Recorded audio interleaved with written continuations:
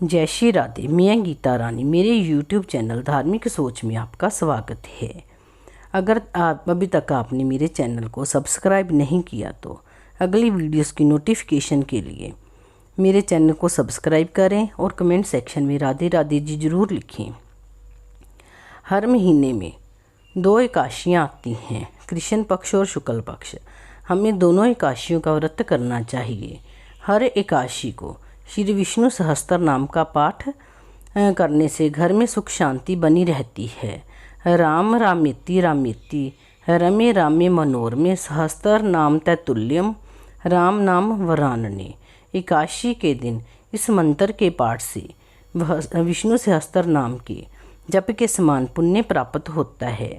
एकादशी के दिन बाल नहीं कटवाने चाहिए। आषाढ़ मास के कृष्ण पक्ष की एकादशी को योगिनी एकादशी के नाम से जाना जाता है।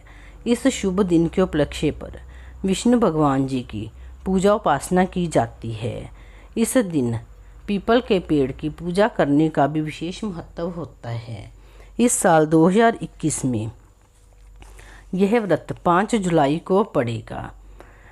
एकादशी तिथि का प्रारंभ 4 जुलाई शाम 7:55 पर होगा और एकादशी तिथि का समापन 5 जुलाई रात्रि 10:30 पर होगा। 5 तारीख को उदय तिथि होने के कारण योगिनी एकादशी का व्रत 5 जुलाई को होगा और व्रत का पारण 6 जुलाई सुबह 5:29 से 8:16 तक होगा। इस एकादशी का महत्व तीनों लोकों में प्रसिद्ध है। इस व्रत को करने से समस्त पाप नष्ट हो जाते हैं तथा मुक्ति मिलती है। योगिनी एकादशी का व्रत करने से पहले की रात्रि में ही व्रत के नियम शुरू हो जाते हैं। ये व्रत दशमी तिथि की रात्रि से शुरू होकर द्वादशी तिथि के दिन प्रातःकाल में दान कार्यों के बाद समाप्त होते हैं। एकादशी तिथि के दिन प्रातः स्नान आदि कार्यों के बाद व्रत का संकल्प लिया जाता है। योगिनी एकादशी के व्रत की कथा का श्रवण करने से 88 सहस्त्र ब्राह्मणों को भोजन कराने के समान फल मिलता है। इस व्रत के समस्त पाप दूर हो जाते हैं। भगवान नारायण की मूर्ति को स्नान कराकर पुष्प धूप दीप से आरती उतारनी चाहिए तथा भोग लगाना चाहिए। इस दिन गरीब ब्राह्मणों को दान देना कल्याणकारी माना जाता है। योगिनी एकादशी व्रत के संदर्भ में एक पौराणिक कथा जुड़ी हुई है, जिसके अनुसार अलकापुरी नाम की नगरी में एक कुबेर नाम का राजा राज्य करता था। वह भगवान शिव का अनन्य भक्त था। वह भगवान शिव पर हमेशा ताजे फूल अर्पित किया करता था। जो माली उसके लिए पुष्प लाया करता था उसका नाम हेम था। हेम माली अपनी पत्नी विशालाक्षी के साथ सुखपूर्वक जीवन व्यतीत कर रहा था। एक दिन हेम माली पूजा कार्य में न लगकर अपनी स्त्री के साथ रमन करने लगा। जब राजा कुबेर को उसकी राह देखते देखते दोपहर हो गई तो उसने क्रोधपूर्वक अपने सेवकों को हेम माली का पता लगाने की आज्ञा दी।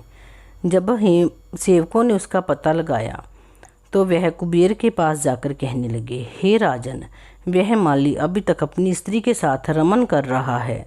सेवकों की बात सुनकर कुबेर ने हेम माली को बुलाने की आज्ञा दी। जब हेम माली राजा कुबेर के सम्मुख पहुंचा तो कुबेर ने उसे श्राप दिया कि तू स्त्री का वियोग भोगेगा, मृत्युलोक में जाकर कोढ़ी हो जाएगा। कुबेर के शाप से उसी क्षण स्वर्ग से पृथ्वी पर लोक पर आ गिरा और कोढ़ी हो गया। स्त्री से बिछुड़कर मृत्युलोक में आकर उसने महा दुख भोगे, परंतु शिवजी की भक्ति के प्रभाव से उनकी बुद्धि मलिन ना हुई और पिछले जन्म के कर्मों का स्मरण करते हुए वह हिमालय पर्वत की तरफ चल दिया। वहाँ पर चलते चलते उसे एक ऋषि मिले। ऋषि के आश्रम में पहुँच गया। हेम माली ने उन्हें प्रणाम किया और विनयपूर्वक उनसे प्रार्थना की। हेम माली की व्यथा सुनकर ऋषि ने कहा कि मैं तुम्हारे उद्धार में तुम्हारी सहायता करूँगा। तुम आषाढ़ मास के कृष्ण पक्ष की योगिनी नामक एकादशी का विधि पूर्वक व्रत करो। इस व्रत के करने से तुम्हारे सभी पाप नष्ट हो जाएंगे। मुनि के वचनों के अनुसार हेममालिनी ने योगिनी एकादशी का व्रत किया। व्रत के प्रभाव से वह फिर से अपने पुराने रूप में वापस आ गया और अपनी स्त्री के साथ प्रसन्न पूर्वक रहने लगा। बोलो एकादशी महारानी की जय, श्री विष्णु भगवान की जय। हरे कृष्णा कृष्णा कृष्णा हरे हरे, हरे राम राम राम हरे हरे, हरे कृष्णा कृष्णा कृष्णा हरे हरे, हरे राम राम राम हरे हरे।